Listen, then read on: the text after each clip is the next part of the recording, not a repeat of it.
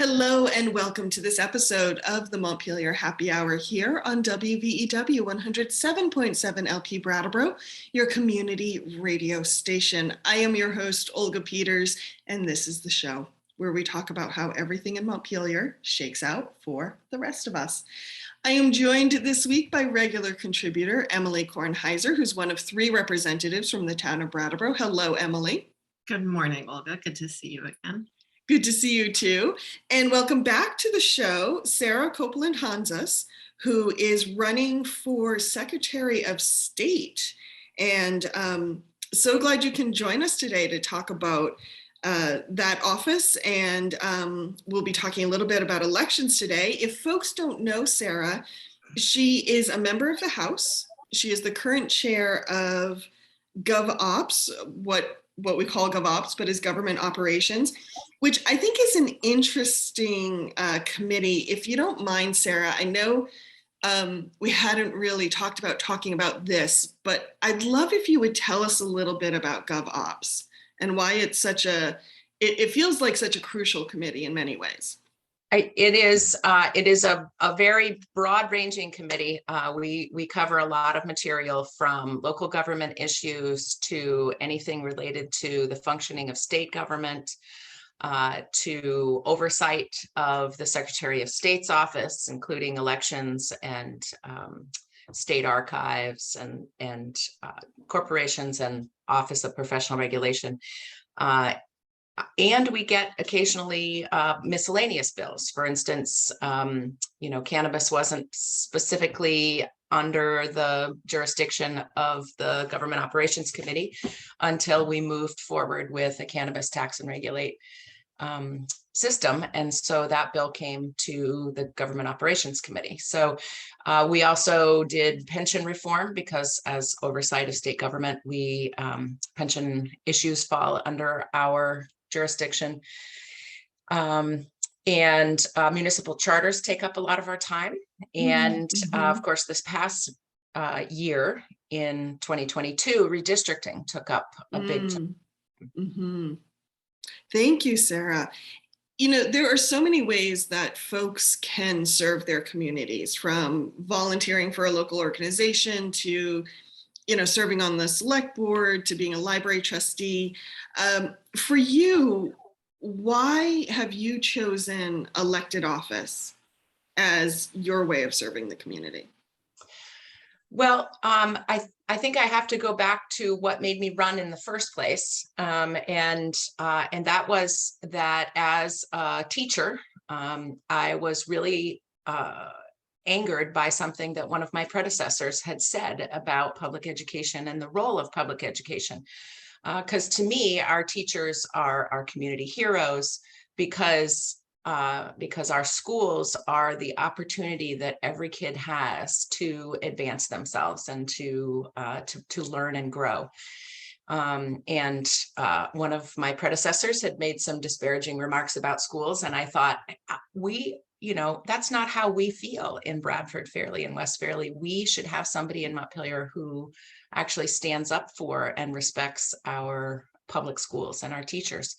And so I ran for office for that and other reasons as well. And once I got there, just the understanding that my role was to talk to my people at home, in line at the grocery store, after church on Sunday, at the sidelines of a ball game, find out what they're concerned about, hear their ideas, and then take those ideas and concerns and talk to folks in Montpelier about it and see if we can fix the things that aren't working well, see if we can implement those new cool ideas, and then gather information about what everybody else in the legislature is doing, because there's 14 different committees and there's 2 different chambers and there's lots going on, but to try to keep tabs on all of that and then bring it back home to my community so that my community can understand more than just what you might see or hear in a headline. Thank you, Sarah. Emily, we have talked about elections on the show before. In fact, current Secretary of State Jim Condos has been on the show to talk to us about some measures Vermont's taken to protect elections. For you as a lawmaker, what is it about elections? How do I want to say this? I think we all agree that elections need to be fair and open. But for you, what is that definition of fair and open? What does that look like? Well, and I have not gotten to answer this question that all the candidates have been answering. But I would, it's sort of wrapped up in that for me.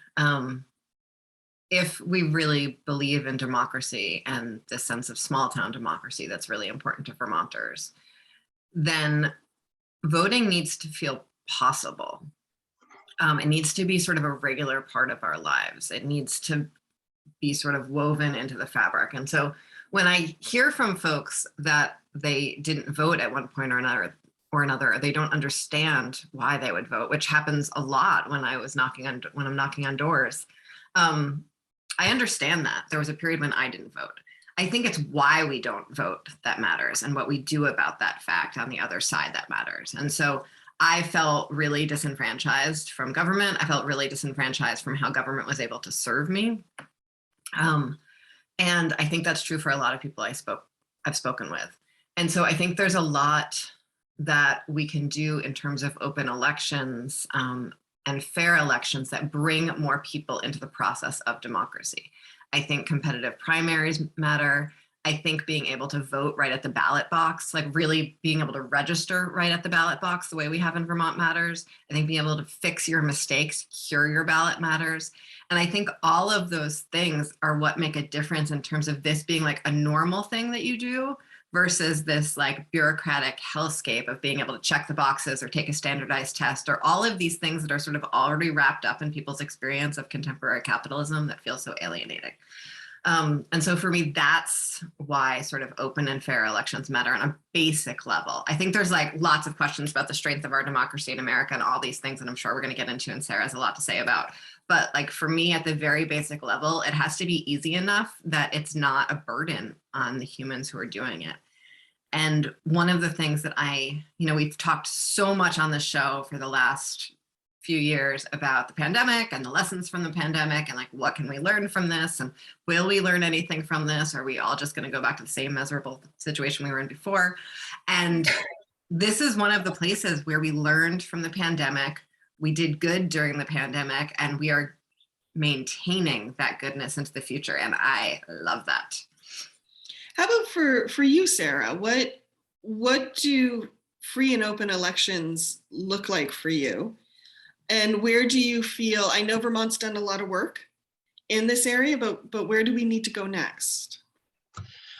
So I think that Emily hit the nail on the head about if we want to be able to be in a democracy, we need to make sure that voting is not a burden for people. And the balance to that is making sure that we know that our elections are safe and fair and accessible, that they're being conducted to the letter of the law. And that's been a lot of what we've done in terms of oversight of elections while I've been chair of government operations, is just asking those questions, kicking the tires, saying, is this working the way we intended it to work? The mindset that I bring into this is one of listening to my constituents, as I have for 18 years in the House. And so there would be times when I would, go door knocking and I'd have a great conversation with somebody. And at the end of the conversation, I'd say, so the election is such and such a date. Can I count on your vote? Oh, no, I don't vote, people would say, and enough people said that I started, really asking deeper questions of, well, why don't you vote? Well, I don't know any of the people on the ballot. And I'm thinking, well, you know me, because we just had a great conversation about all of these different issues. And so, when I think about election reforms going forward, one of the things that I want to make sure of, as Emily said, make it easy so that it's not a burden. I want to create a voter guide so that when you get your November ballot in the mail, you also get a postcard with a URL for the website that has the voter guide. And you can also request a paper copy, because we know that unfortunately, some people still don't have adequate internet to be able to do these things online. But that voter guide could be produced right away, because it's information that we all have to submit as candidates when we sign our consent to candidate form. And so all of that information could be made available to people to be able to look up at the candidate's website, look up their social media, find their contact information if you have a specific question that you want to ask someone. Because, the media can only cover what the media can cover, and that's usually the top races, the congressional and the governor and lieutenant governor. And then by the time you get down to like Emily and me running as state representative, it's sometimes hard to find more than one or maybe two articles during a campaign season about a local state representative race. So that voter guide will go a long way, I think, to making the best use of that 45-day window that you have your general election ballot, for you to just be able to sit down at your kitchen table and look through all of the candidates and decide for yourself who most closely matches what you'd like to see state government look like. Thank you. And what is your thought, or what are your thoughts on, are there new policies we need to enact around elections to either make access easier or maybe fill in gaps where we still have gaps to access? Because it's one thing, I'll back up. I think one thing that's interesting about elections is they're many faceted, because you need the information to choose the candidate, but then you also need to have the time and the energy to get to a polling place or request a ballot, or somehow get that ballot in your hands. And those are all different parts of the process, and I sometimes feel they need different approaches. I don't know how either of you feel about that. So when it comes to access, are there places we need to improve, or are we doing okay? There's definitely things that we can do better. And we have been making these changes slowly over time, incrementally, in part because our elections are administered on the local level by 245, 250 local town clerks, who many of whom are sort of a one-person show. A lot of our small towns, the clerk doesn't have staff, and he or she is open, a couple of days a week, and maybe doesn't have the flexibility to be able to say, oh, I need to pull in a temporary person to come and help me administer these new elections procedures. So we've been adapting these over time and really listening to our local elections administrators to make sure that we're giving them what they need. But there are a couple things that we can do moving forward that I think will expand people's access to the ballot box, and not be overly burdensome to our local elections officials, the town clerks. First of all, I want to talk about automatic voter registration, because we enacted automatic voter registration back in 2015, 2016. And that is, you go to the Department of Motor Vehicles, you get your driver's license, and the DMV automatically exchanges that information with the Secretary of State's office so that you can get added to the voter checklist. If you move from one town to another and go and change your driver's license, that also would get automatically updated. But there are a lot of people who either are living in Vermont or move to Vermont who don't ever intend to get a driver's license. If you are disabled, if you are older, you wouldn't necessarily go to the DMV for a driver's license. And so we asked the Secretary of State's office to collaborate with different agencies of state government, because some of those folks, if they're disabled or if they're elderly, might be interacting with state government in different ways. And so we want to make sure that in every way that somebody might interact with state government, that is an opportunity to add them to the voter checklist, so that an older person moves to Vermont, perhaps to live with their adult children in their waning years, gets automatically added to the voter rolls because we want those people to be able to participate. So expanding automatic voter registration is a really good start. Then I want to talk a little bit Can I add something to that, Sarah? So folks might not be aware of this, but Vermont for quite a while has not just enabled folks with felony records to vote, which is actually quite unusual, but also folks who are currently incarcerated can vote. However, they might not have a driver's license because you don't have much of a use for a driver's license when you're incarcerated. True. And the institution that you're living in, the prison, might not actually be all that interested in supporting you to vote. And so that's another one of the places where it's less a change in law and more sort of a change in policy and procedure that we need to make in order to expand an existing right into something that actually happens for people. Yeah. Thank you, Emily. Because it's really empowering for people to be able to cast their ballot. And when you are able to participate in democracy, that gives you the feeling that you have the ability to change something moving forward. And so I think of this in terms of, expanding voting to younger people, as well as to making sure that people who are incarcerated, who will come out and want to rejoin our communities, let's get these folks active and make sure that they feel connected to their community and able to influence their government. And so let's talk a little bit about getting ballots in people's hands. So we made universal vote by mail permanent after the very successful 2020 election. For the general election. So for the November election every year, every other year, because we do our general elections on even years, you'll get a general election ballot in the mail automatically to the address that you are registered at. We didn't expand that to the primary yet. And again, this is one of those we're taking it one step at a time to make sure that our local elections administrators feel comfortable with it.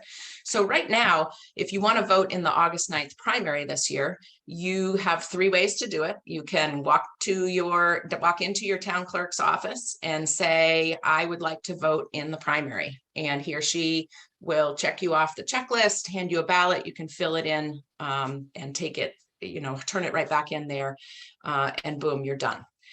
You can also call the municipal office and ask to have your ballot mailed to you, keeping in mind that it's been a little less predictable how long something takes to be mailed out.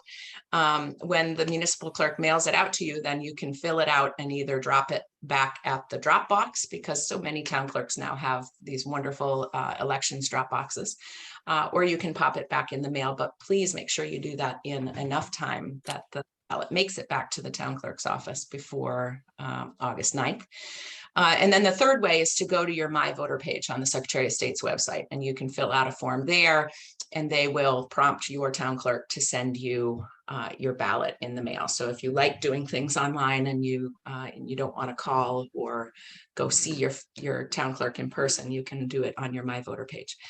So putting that ballot in people's hands for the primary, I think we should probably move forward with doing that automatically. But there's a few challenges to it, because when you're voting by mail, there's a particular order that you have to return your ballots in. And in the primary, you get 3 ballots because we have a 3-party system. And so the potential for people to incorrectly return those ballots and have them discarded because of an error on the part of the voter is one of the reasons why we wanted to slow down.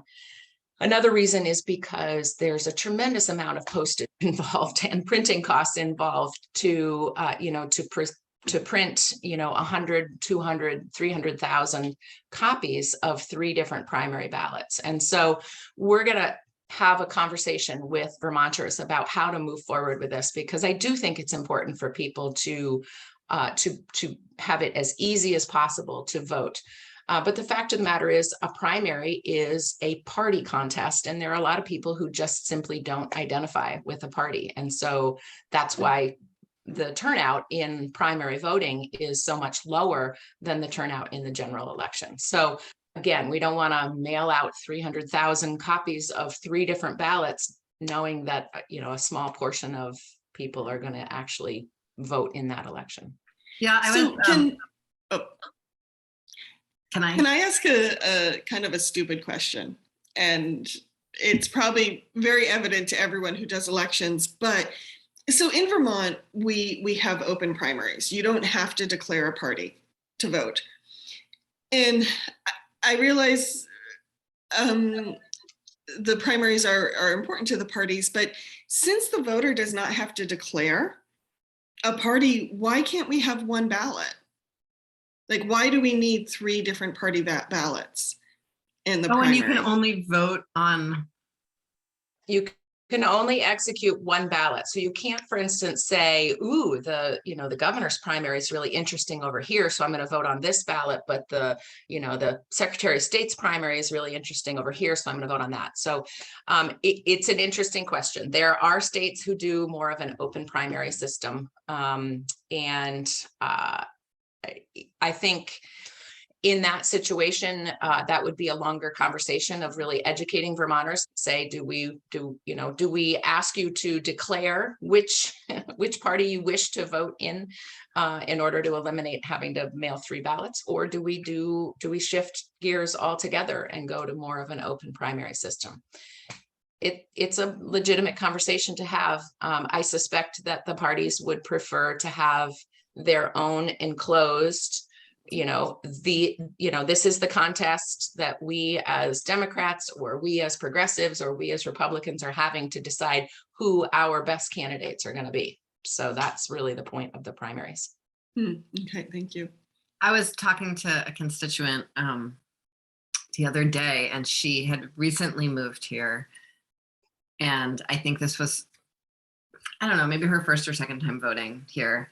And she had received her primary, but she'd asked for and received her primary ballot in the mail and was so beyond confused about it. I mean, really just, she had no idea what was going on. She had no idea why she had received all these ballots. She'd moved from somewhere that you did not have sort of the multiple primary system. And I think even people who are used to going to the town clerk's office and getting their ballot, the clerk asks you which ballot you want. The clerk does not hand you all 3 ballots. And so it's really, it's quite a confusing shift for people. And I remember even 2 years ago, I recorded a video explaining how to vote in the primary. And that, even the process of like trying to explain it to people was confusing because there were so many different pieces of paper all in a pile in front of me. Yeah. Well, yeah, I want to put a plug in for one ballot and tell the parties to suck it up. Yeah. Stop it. So there's one other sort of forward-looking reform that I would like to enact that will help people to participate in democracy. And this is another thing that comes back to the many conversations that I've had with my neighbors over the years as I've been running. And so one of the other reasons that people give when they say that they're not voting is, my vote doesn't matter. I don't trust that my vote will even be counted. And so to that, there's a couple different ways of answering that. One, I have participated in recounts that were decided by less than a handful of votes. And so, yes, your vote actually does matter in a lot of races, in a lot of places. And but the other part of it, I don't trust that my vote is going to be counted, really cries for a more robust civics education and engagement with Vermonters. So there used to be an education and outreach coordinator position when Deb Markowitz was Secretary of State, and that position was eliminated when Jim Condos took over. And so I want to reinstate that position, because I think that person should be someone who's getting out into the communities, creating curriculum material for our teachers so that they can incorporate how to participate in democracy into their lessons in the way that we used to when Deb Markowitz was Secretary of State. making this material available will vastly increase the likelihood that teachers are engaging in some civics education as they're working on their social studies curriculum, and it will also help to make that misinformation and disinformation that we're hearing about the safety and security of elections less likely to take hold. You know, if elections are a black box and you have no idea how they're conducted and who's doing oversight and how do we know that our elections are safe, then you can be much more susceptible to that kind of misinformation. This education and outreach coordinator is going to be a busy, busy person, and I will be right alongside with him or her to get out into the communities and really help people understand how democracy works so that they feel more empowered to participate. Thank you, Sarah. Hey, Emily, we have just a couple minutes before the end of this first segment. Anything, any questions for Sarah or anything you want to leave listeners with? Well, I just sort of two other pieces of enfranchisement that are sort of important to me that I've been working on myself, and Sarah has been a really great champion of them that I think are worth naming, is the Brattleboro Youth Vote, our charter change, which we have passed in the House multiple times, and then managed to pass in the Senate once, and the governor vetoed, and well, I think we all know what happened from there. But when I've talked to folks about it, again, this is less about sort of the individual vote of each individual youth, which is powerful, but it's more as really a tool of helping youth understand how this works, helping them practice, helping them learn the process, helping them feel like their voice matters, helping them feel like they're part of the community. And so that's a really powerful piece of work that I'm going to interested in keeping on working on. And I don't remember the Secretary of State ever really piping in on that conversation previously. But I think Sarah's been in the trenches on that one. So I look forward to her jumping in on it if she is elected. And then the other one is making Election Day a state holiday, which is sounds like a brilliant, easy idea on the face of it. And then there's this really interesting piece that all of our state holidays are like very carefully programmed into our union contract. And there are already state holidays very, very close to Election Day. And so there's a question about like, does another holiday go away, and who has feelings about that holiday going away, or like all of that. So I think that's sort of another piece that is, again, it's about drawing attention to this thing and celebrating it as a community and talking about it as a community, so that this all becomes just sort of a regular rhythm of our lives. You know, no one forgets about Christmas, even if they want to. Good point. Good point.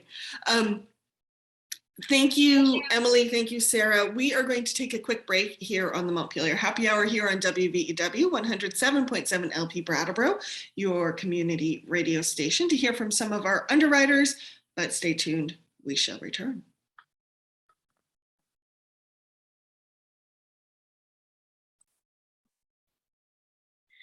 Welcome back to the second half of the Montpelier Happy Hour here on WVEW 107.7 LP Brattleboro, your community radio station. If you're just joining us, I am your host, Olga Peters, and I'm speaking with regular contributor Emily Kornheiser, one of 3 reps from the town of Brattleboro, as well as Secretary of State candidate Sarah Copeland Hanzas, who is also a member of the House and has served for many years there and is the current chair of the Government Operations Committee as well. You can find the Montpelier Happy Hour on BCTV, as well as our podcast and our Facebook page, Emily's YouTube channel, and of course our webpage, the montpelierhappyhour.captivate.fm. Whew. Emily, what do we need to remind listeners of? Well, the views and opinions expressed here on the Montpelier Happy Hour are those of the host and the guests separately from each other, and not the stations, nor the platforms, nor the employers, nor families, nor pets of the people speaking. Thank you. So before the break, we were talking about elections, and we talked a lot about access to elections. And I'm curious, Sarah, we have heard on the national stage a lot of concerns around election tampering, election fraud, and I think for many people it's kind of eroded their trust in the system. I'm wondering for you, how do you see Vermont's role in this bigger conversation? Yeah, I think that there's a lot of work that we can do to help Vermonters understand how our elections work here in Vermont and how it is that we can check in to make sure that we know our elections are safe and secure and fair. Vermont has the blessing of having, 246 local elections administrators for a population that's roughly the size of Boston. And so when you look at overseeing elections, the people who are sworn in and have a vested duty to execute our elections safely and fairly are very close to the people that they are overseeing. Your local town clerk with 800 or 1,000 or a couple thousand voters is really close to her constituents or his constituents, and they know how to administer that checklist, how to make sure that people who don't belong on the checklist are removed from the checklist. And they take very seriously the procedures on election day to check to make sure that it's being executed correctly. And so, I hearken back to 2020, which was a high turnout level for the state of Vermont, the highest in decades. And we had reports from those local elections administrators of 7 instances of, hey, something doesn't look right here. 6 of those were investigated, and it was found to be just human error in checking in the checklist. So somebody was supposed to check off John P. Smith, and instead they checked off John Q. Smith. And so when both John Smiths came to vote, we had to figure out which John Smith hasn't had a ballot yet. And the 7th instance of elections irregularity was found to be somebody who had intentionally tested the system, and he had executed his absentee ballot and mailed it in, and then showed up on election day and demanded a ballot from his local town clerk. And the town clerk, I think it was South Burlington, said, okay, I see that you've already voted. So here's the affidavit that you need to fill out swearing that you have not yet executed a ballot.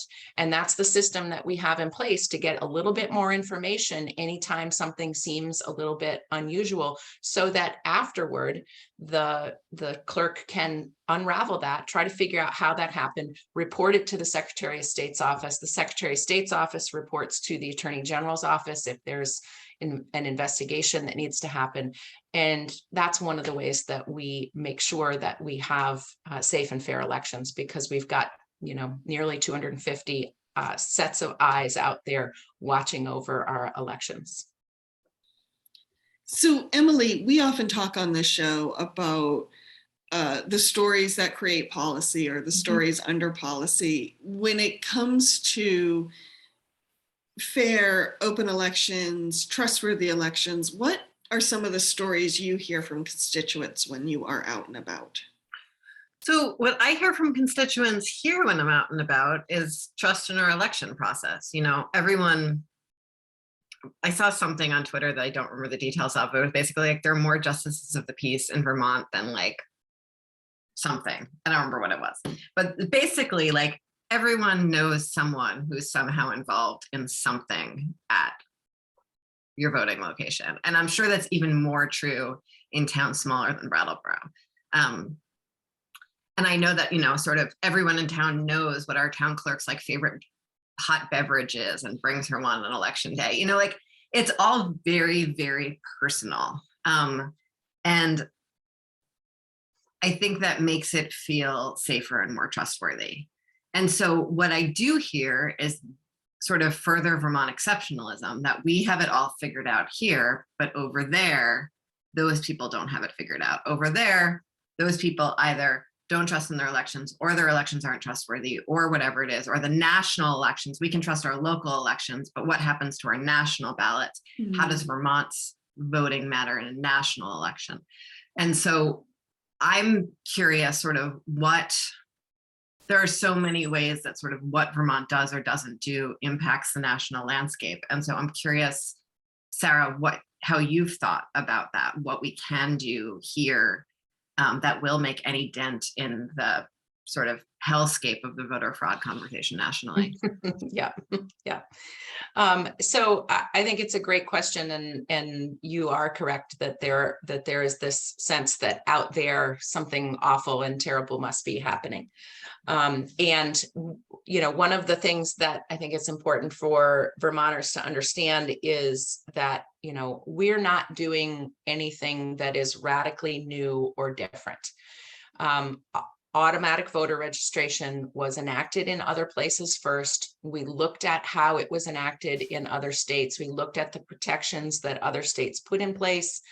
And then we compared that to Vermont's system because of the reality that our local elections administrators don't necessarily need the same kind of verification process and hurdles that people have to jump through in order to get registered to vote, because your local town clerks probably know, oh, you're the family who just bought the Jones homestead. How are you liking, the view from the north side of, from West Hill? And so, this gives us a more of an assurance that that folks who are coming in to vote on that automatic and same day voter registration are getting another set of checks. The other thing that is important is that there is an elections checklist exchange system called the ERIC system that makes sure that we can check for anyone who may have registered to vote in Vermont, so that we can notify the state that they came from that, hey, these people are now Vermont residents. And so those kinds of local oversight can be overlain with this interstate oversight. So, there are there other aspects of that, Emily, that you wanted to talk more about? Well, there's, it strikes me as you're talking, this is sort of another place of Vermont being exceptional that on some level is a result of our whiteness.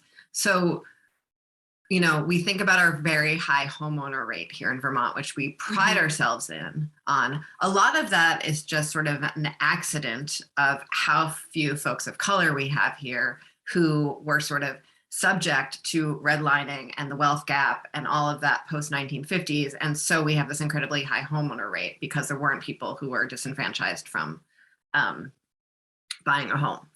And sort of similarly, we're able to have these like deeply vibrant, trusting access to the ballot box because everyone feels sort of very comfortable knowing each other and trusting each other and sort of accessing all of these things because we're all sort of one happy white family.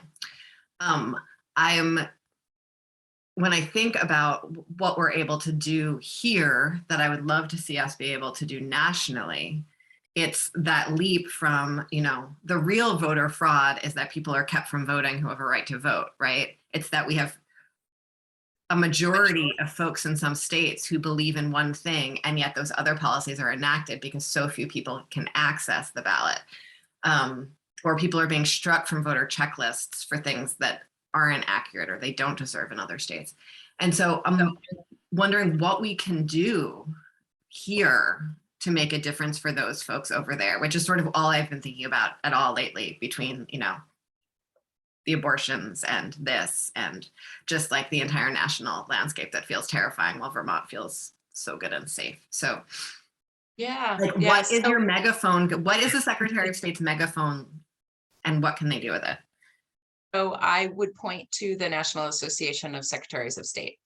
That is the organization that is a nonpartisan organization of secretaries of state from across the country, some of whom seem to be being intentionally infiltrated by elections deniers in other parts of the country.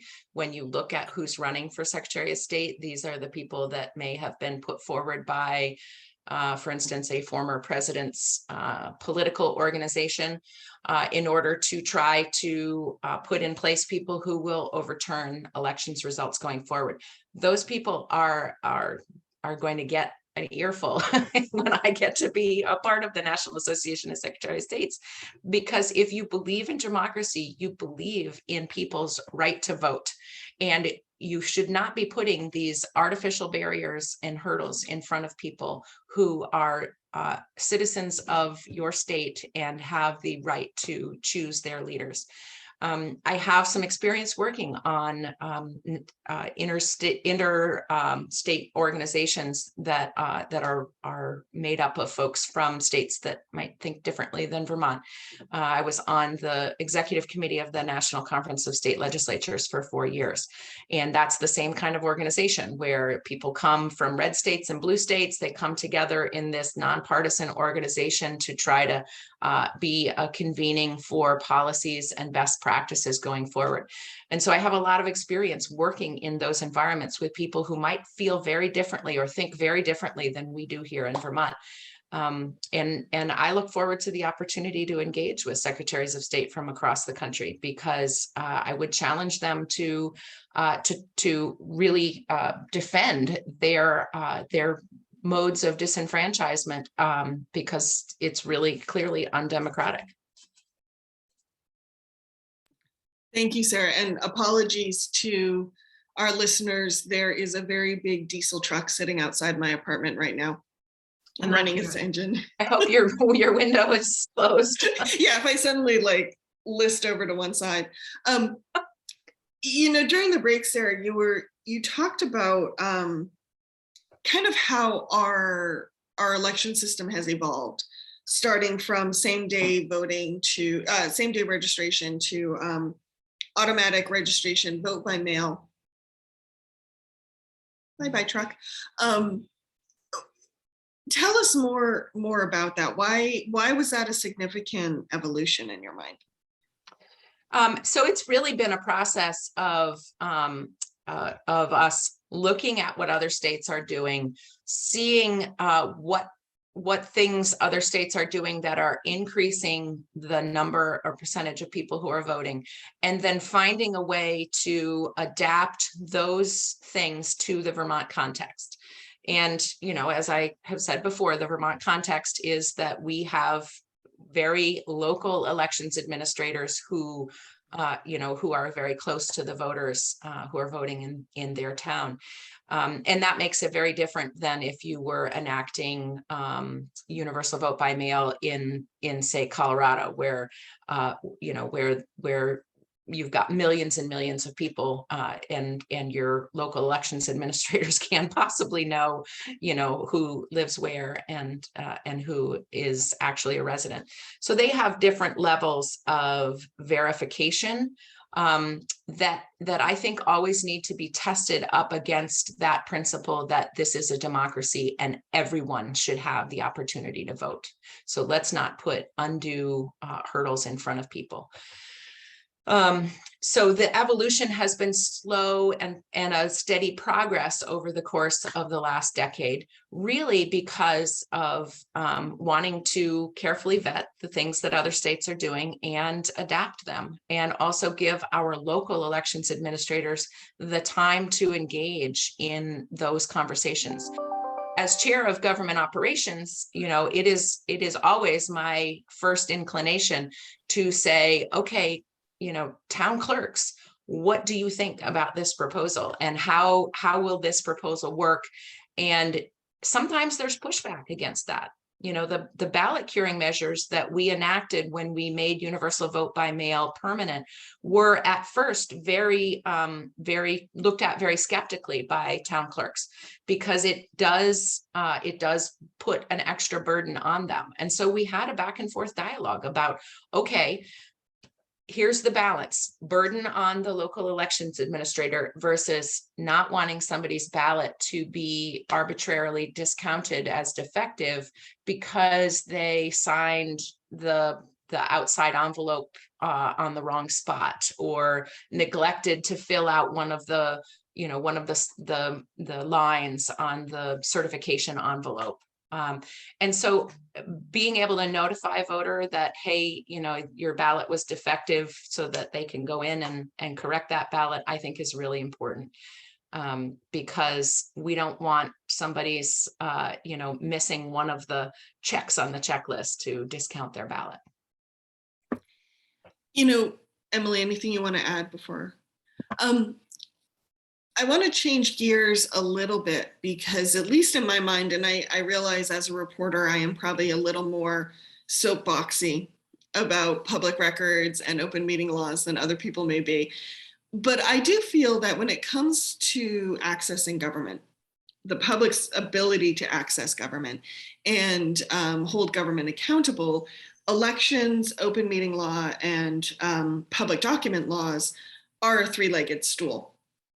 And they all need to be strong and healthy. And I'm curious, one of the frustrations I've had with our right to know laws is I feel like in many ways they are so open and so transparent and really have that ethos. And yet it's very hard to hold people accountable who repeatedly defy them. And so I'm curious for you, Sarah, where do you see the next step for strengthening our public meeting and public records laws?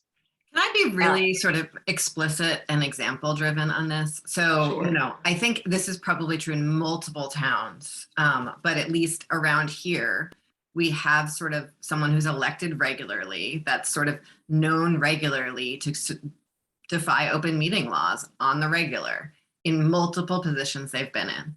And it is like, it's also the kind of thing that's like sort of deep government geek in that, like, having voters know that about a candidate in a local election, have anyone care, is not really enough. Like, we can say that the ultimate accountability for any elected official is that they're not elected again. But again, you need so much information in voters' hands to make that actually real, that we know that a lot of the time that doesn't work, especially in not particularly competitive elections.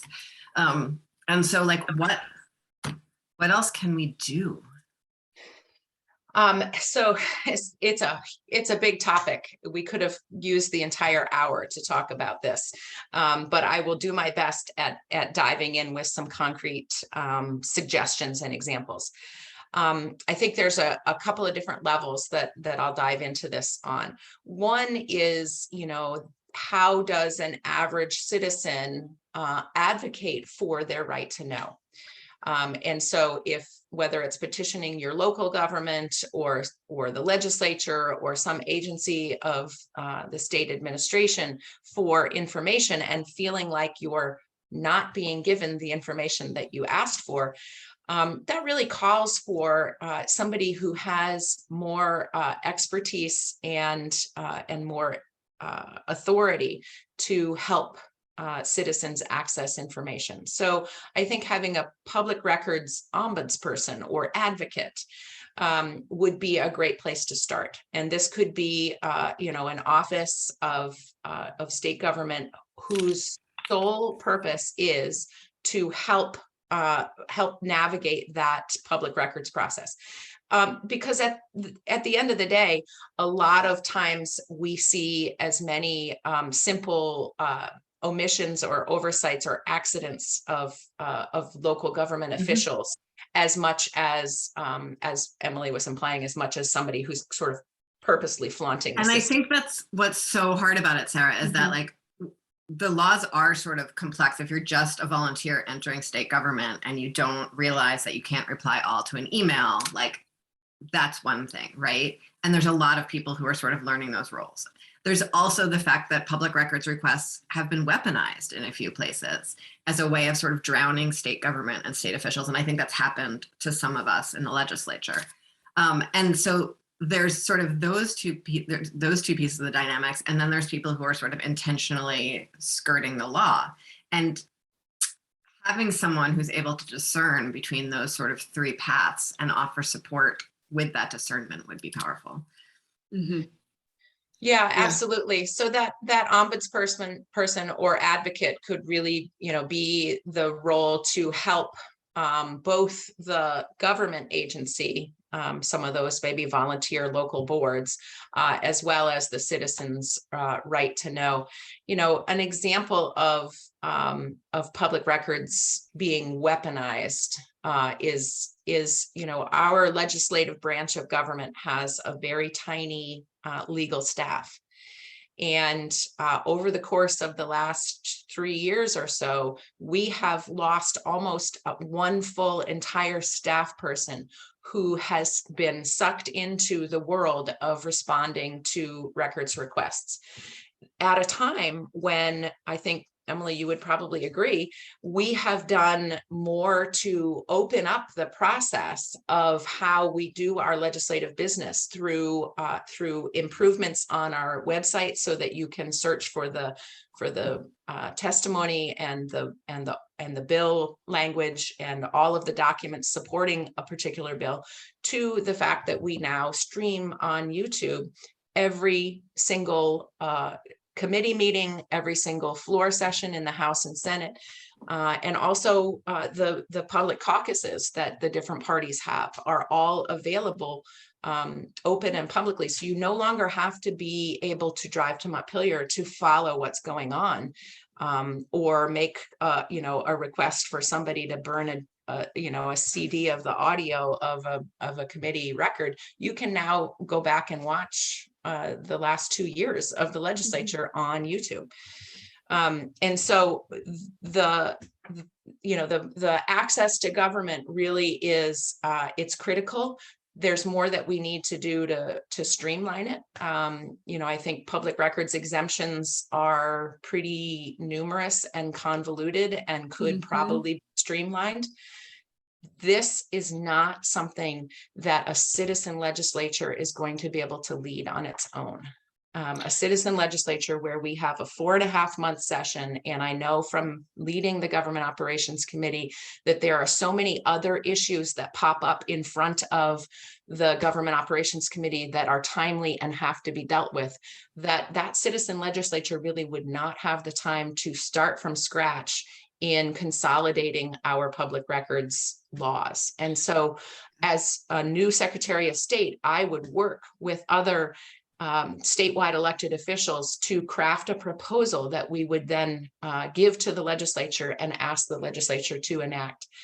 This is something that is going to take a lot of time and a lot of engagement with different levels of government, so that we can put forward a proposal that gets things right.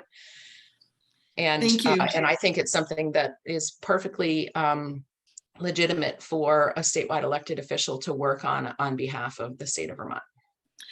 I have often wanted, I sometimes wish that we had a public records, public meeting, separate committee, like we do with some of our other legislation, like the cannabis board or that type of thing, because it is a little concerning that one of the bodies meant to be governed by these laws, the legislature, is also the body that tends to craft the law and oversee it. And I have to admit, as a journalist, that is a concern of mine. I will just throw that little grenade out there. So I would love to see an independent body. I think it's one of those things also that, sort of everyone was riding on small town trust for a long time about. And I think this last governor's administration has really super tightened down the hatches, batten down the hatches. Batten down the hatches, yes. Down the hatches on records requests, on access to government employees, and on conversations, really like just tighter and tighter every year. And so I think there are more and more reasons we really need to open up that conversation. We are almost out of time. I want to ask you quickly, Sarah, if you could enact a policy that would make Vermont work better for everybody, what would it be? Oh my gosh. I know. Across the realm of all policies. Isn't that terrible? Not elections related? Like, can I go outside of the Secretary of State's office? Yep. So I think one of the glaring gaps in what we do in the state of Vermont, it was really brought forward by the the pandemic, and that is that we should have paid family and medical leave. That's not something that the Secretary of State's office has control over, but it's a bill that when I was in the legislature, I sponsored it a couple times around. And as Emily said earlier, it's something that the governor has vetoed. We have a missed opportunity here. We could have enacted paid family and medical leave, and that could have gone a long way to helping to cushion the blow of quarantine and school closures and daycare closures. And how do you take care of a sick family member when you have to choose between going to work and caring for that sick family member? So I wish that we had done this before the pandemic, so that it would have been there to support Vermont families. I think we probably would be seeing less in the way of workforce shortages if we'd had that kind and compassionate and automated system in place to make sure that people don't have to choose between their health and their paycheck. Sarah, thank you.